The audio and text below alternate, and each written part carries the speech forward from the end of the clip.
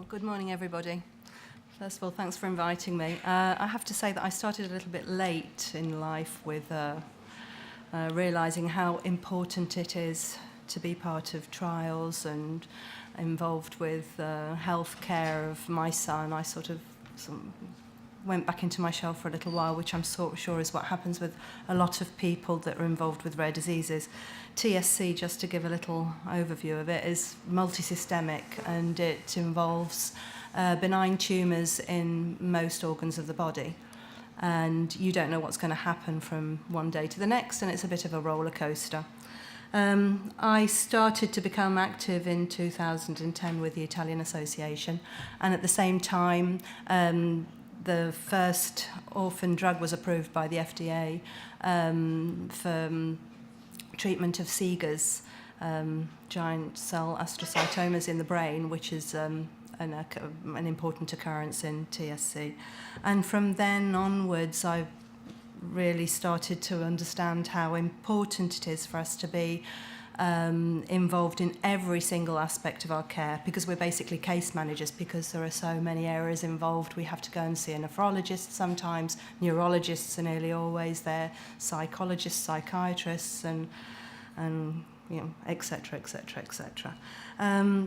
In the meantime, Novartis had an orphan drug which was very interesting to us because it managed to reduce these tumours which were in the foramen of Monroe, and sort of grew very quickly, very rapidly, and caused all the problems that those caused. So that was approved in 2010. It still hasn't been approved in Italy. It's been approved in some states in Europe. But we do need to be involved because, going back onto that, it was also involved in 2011. It was also approved for use with angiomyolipomas, the AMLs that are involved in our kidneys. We also have tumours in our kidneys. And we started looking into clinical trials for use of the same drug with epilepsy. And we were invited to give our comments on the protocol and the setup on that, and it's really important because it involves us as first person. So if we can't have our say, who can, basically? So we gave our ideas of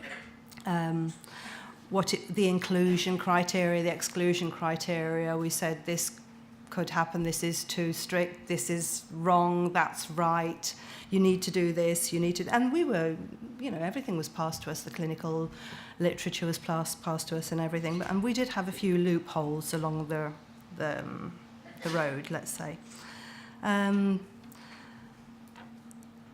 we hit the nail on the head. There were a few items that weren't taken into consideration, and they came back to us, and we started discussing that again.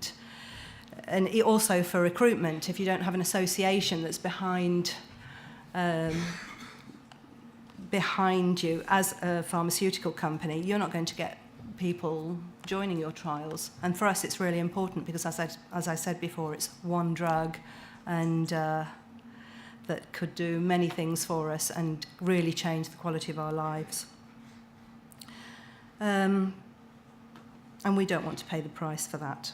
So basically, what I've got to say is that my empowerment comes from the realisation that I'm an expert. Although I don't have TSC, I feel as if I do have TSC. I've been living with it for 17 years. My son has it. My son has pretty important manifestations of it. And so my involvement, and when I say my, I mean anybody with TSC, anybody in my patient community, in clinical trials, in research, in anything that has anything to do with my healthcare is really, really important. And as a patient association, we can also explain to patients things like informed consent and how a clinical trial actually works, which is really important. We also were approached for a registry, which TSC didn't have in the past, which has turned into something pretty global. And there are 3 patient representatives from 3 different countries in Europe that are on the TOSCA registry for TSC. And I'm really proud of the progress that registry has made, because before we didn't have anything. We had single registries across in each individual country for the neurological aspects, or we had a nephrologist who had his registry, and now everything's been brought together in there, and it really has been a roller coaster ride, as with the rare disease, but I can honestly say that involvement there has been positive. So you're essentially, what you've said is you have come with your real world experience of being the mother of a son with TSC, and that has helped you contribute to the development of a clinical trials protocol, which at the start was not exactly patient friendly. Well, it wasn't patient friendly. No, it wasn't patient friendly. It wasn't completely patient friendly, let's say. And we did have a few hiccups because we weren't listened to. But then the fact that they came back to us and discussed things, and we're still in discussion with things about the inclusion criteria and recruitment, that is actually gives an idea of how important it is to have a patient's perspective in anything at all, really, not just clinical trials, even in healthcare. You have to listen to the patient. We are experts. We live with every single aspect of that rare disease 24 hours a day. A doctor, and I'm sorry I might offend some clinicians that are in here, but they just deal with one particular aspect of a rare disease. They don't just deal with it as a whole. We put them together. We try and make them connect with each other as case managers. That's our job. And it's the same thing with a clinical trial. We know exactly what can work, what can work. We know how things work, the problems that we have with our rare disease. If you don't connect with us, you're not connecting with the patient affected. And at the end of the day, that is not guaranteeing quality of life.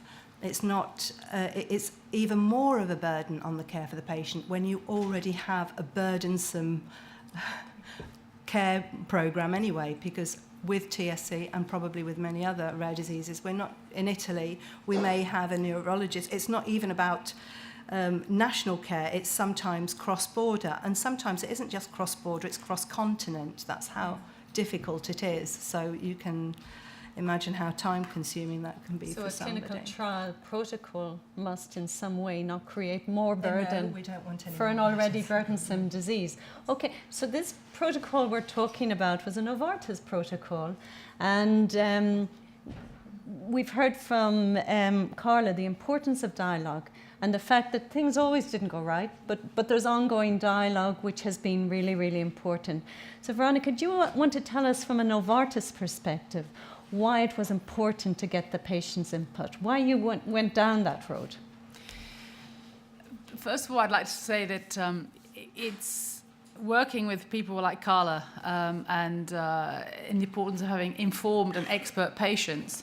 You also need to have informed and expert researchers within Novartis who are open to listen to the patient view. So it's a reciprocal conversation. And sometimes in the past, and luckily this is changing, the industry has given lip service to the patient community and sort of had dialogue, maybe really not listened to their input.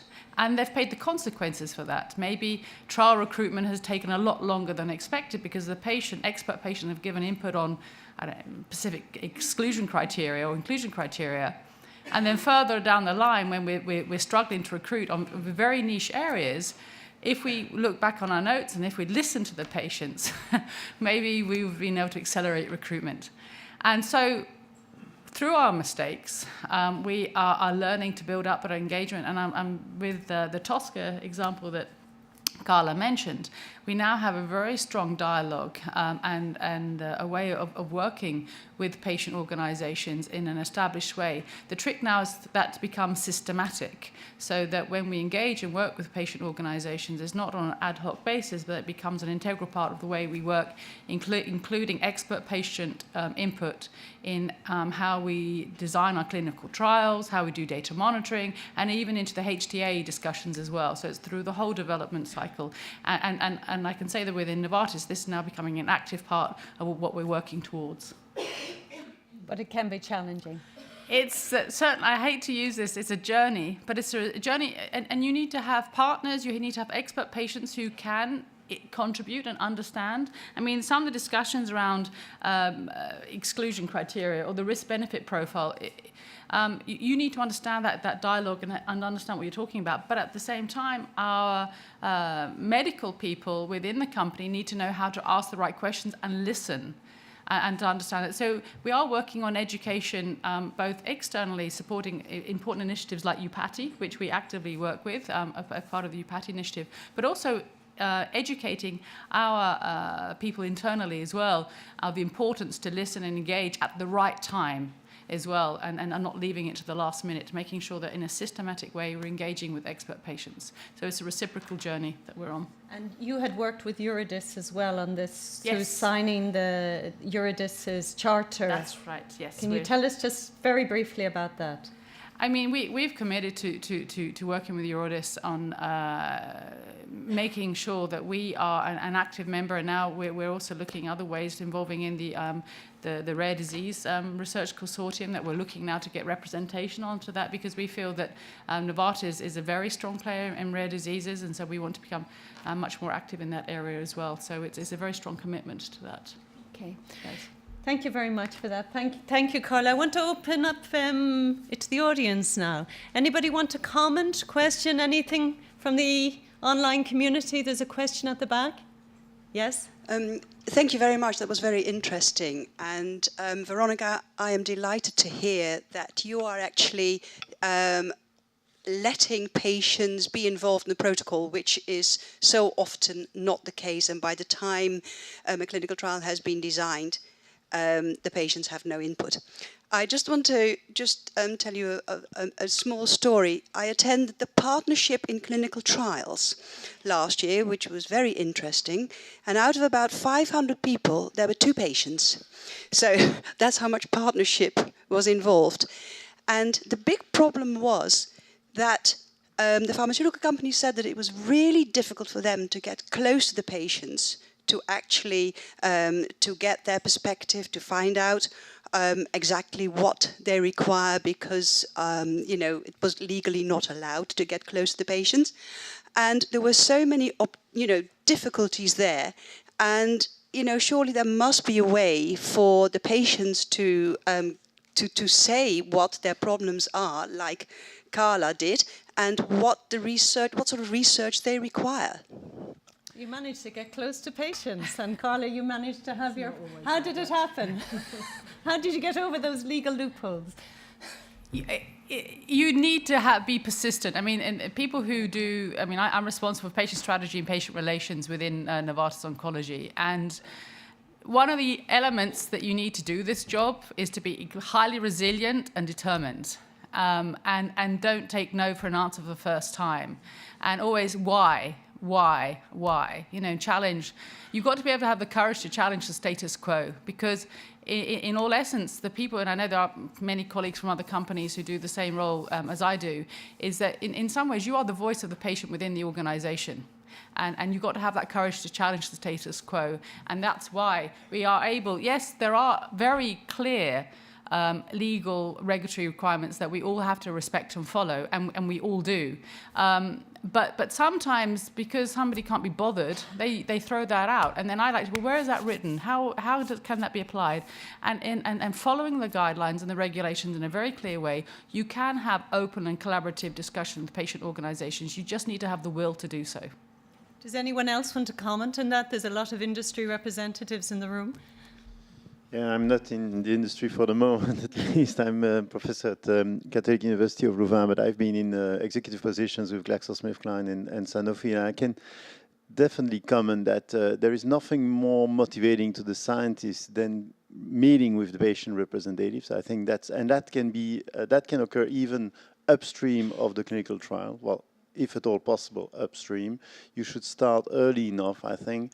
Most often in the industry, especially in the big pharma organizations, scientists are motivated, but they don't see patients. They don't understand what it is to live with the disease. So I think it's very important to invite patients to the companies, have the patients or patient representatives talk to the scientists who do the research, and then indeed find a way. I like what you said about Novartis, that the next step is to find a way to be more systematic about how you involve patients in the design of the clinical trials. They will probably not help you in the primary endpoint of your phase 3 clinical trial, but they will help you with all the rest of the design, which is really what makes the difference at the end, also for the payers, also for in terms of the quality of life, all what impacts actually and what makes the real additional benefit to not just the primary endpoint of your phase 3 study.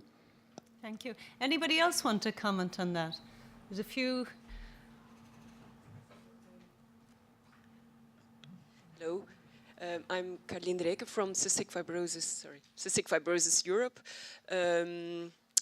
I want to back the former speaker that it's important to have a more systematic approach to involving or to collaborating with patient organizations. My experience is that the industry is very open to collaboration, for us anyway, and we have quite some contacts, but it's not always that we're not always involved at the right moments. Maybe often they come towards us when a clinical trial is already, the design is totally finished, or the trial is already ongoing, or if they need the help to get reimbursement of a treatment. But I think it would be a lot better for the patients if there was involvement in the early steps also of the design and also for the industry and for everyone who is doing clinical trials, because the feasibility will be a lot better if it's really looked into the elements that make a treatment work or not. And often there are some very silly things. Very concrete example, like there are a lot of antibiotics for CF that are taken 28 days on, 28 days off, because one clinical trial was designed like that. It's not very practical in your daily life to have to remember when the 28 days are on and off. It's a very simple thing, but these things, I think patient organizations could really help to have a more feasible and a higher success rate clinical design if they're involved in all the steps. And I think patient organizations are very, very willing to discuss these things and to collaborate on these aspects with clinical trial developers and pharma and investigator-led trials, or whoever is doing clinical trials. Thank you so much for that comment. Sometimes common sense does not prevail in the development of clinical trial protocols, and patients can sometimes really bring that feasibility, practicality issue to the table in a way that nobody ever thinks about. At the back of the room, is there a microphone? Can you take one out of the chair? Sorry, Dennis is coming down with. Thank you, Dennis. Thank you. I'm Claudia Hirawat, recovering from 15 years in a biotech company. And in a very small company, developing your drug in rare disease, if it's the only drug you're developing, obviously you have the dedication of everyone in the staff. But I'm curious, Veronica, in a large company, if I understand correctly, this is a drug being repurposed from a very large indications. How do you get the timeshare and the attention of people who are developing indications that would be much more profitable? And what is the impact on pricing and reimbursement when you consider small indications? Very good question. Thanks for that. I mean, first of all, we've actually created, last year, we've niched out a rare disease business unit because, Novartis is a very large company. We have a very broad portfolio, and unless you have focus and people who are dedicated to this area, it's very easy to be drowned out by all the other bigger diseases. And I have several colleagues in the audience here who work part of that dedicated area of rare diseases. And I think that's focus. And so you make sure that you create that focus with dedicated resources, with patient relations, market access, with clinical development, and so on and so forth. So that's the first part. And that's how we will continue to be successful, because you've got to have focused resources. It may only be, a very small percentage of our revenue, if you look at the overall Novartis, but there's a high level and I think one of the speakers said earlier today, when you look at personalized medicines, even the big diseases are going to become rarer and rarer, because the populations are going to, of patients who are impacted are going to become smaller and smaller. So the legislation that we have today around orphan diseases and rare diseases are going to be applicable to more and more as we focus much more on personalized and individualized medicines. So we need to take from those learnings. And so why we invest in our rare disease business unit is because we see in some ways that's the future of the business. We're not having these big blockbuster diseases anymore, because with personalized therapies, you go to have a much more tailored approach to diseases. So that's why we're continuing this. Carla, do you want to comment on anything you've heard today, just to build on what you were saying earlier on, just to bring this session to a close? I think that what I should say is that we're not very consistent a lot of the time. I think that might be a problem with a lot of patient representatives that are dealing with a rare disease on a daily basis, just to reiterate on that. But I think that it's really important to build up, if you can, a really strong relationship. Once you get your teeth in, keep your teeth in, basically. I don't know how else to say that.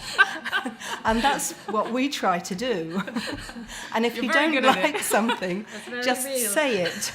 Because, your voice does count. And we've spent so long being silent.